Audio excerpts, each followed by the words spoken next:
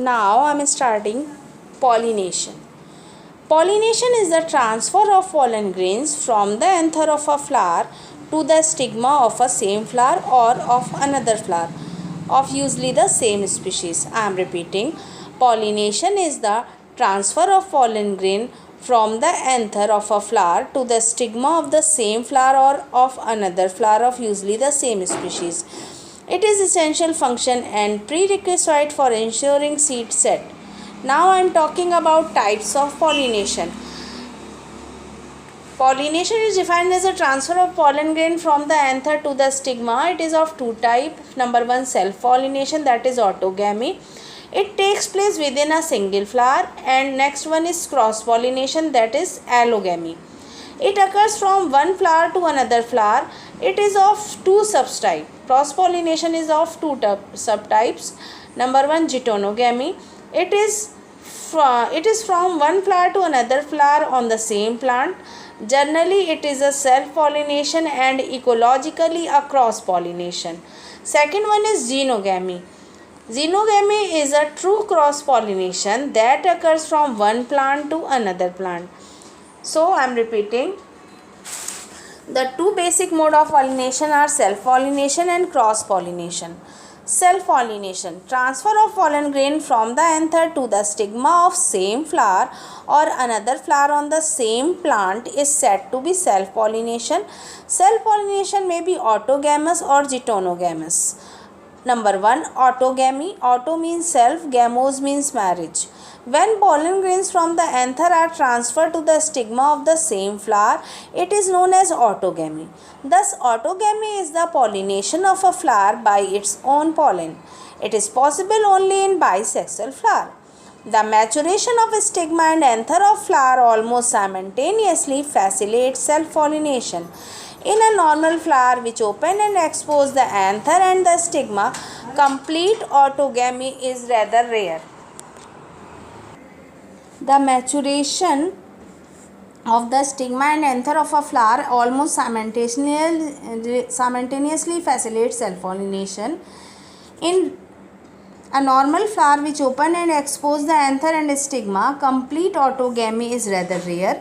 Some plants such as viola, common pansy, oxalis, balsam and commelina produce two types of flowers. Chasmogamous flower, which are similar to flower of other species with exposed anther and stigma, and clistogamous flower, which do not open at all. When anther dehiscence in the flower buds, pollen grain come in contact with the stigma to effect pollination. Thus, clistogamous flowers are invariably autogamous as there is no chance of cross-pollination landing on the stigma. The other type of self-pollination is homogamy and bud pollination. In homogamy, anther and stigma of open flowers mature at the same time. Example, Catharanthus mirabilis. While in bud pollination, the pollination occurs in bud stage. Sex organ develop before the opening of bud. Thus, internal pollination takes place. Example, pea, rice and wheat. The clistogamous flowers are bound to be pollinated by their own pollen. Example, oxalis, commelina, etc. Second is geitonogamy, marriage with neighbors. When pollen of a flower pollinate another flower present on the same plant, it is said to be geitonogamy. Although geitonogamy is functionally cross-pollination involving a pollinating agent, genetically it is similar to autogamy since the pollen grains come from the same plant. So what is the difference between autogamy and geitonogamy? Autogamy is a true self-pollination while geitonogamy is genetically a self-pollination and ecologically a cross-pollination. In autogamy, there is a transfer of pollen grain from anther to stigma within the same flower, while in geitonogamy, there is a transfer of pollen grain from anther of one flower to the stigma of another flower on the same plant. In autogamy, the flowers are bisexual, but in geitonogamy, the flowers are generally unisexual. In autogamy, agents of pollination is not required but in geitonogamy, external agency is essential to perform pollination. So now I am repeating cleistogamy. Cleistogamous flower never open and seeds setting in these flowers occur without the exposition of their sex organ, as these flowers are bisexual. Commelia bengalensis is the striking example of cleistogamy. Other examples include member of family Violaceae, Balsamiaceae and Polygynaceae. Cleistogamy ensures self-pollination as there are no chance of cross-pollination. In Commelia bengalensis and Arachis hypogea, that is groundnut, cleistogamy is accompanied by gynocarpy, means formation of fruit below the soil.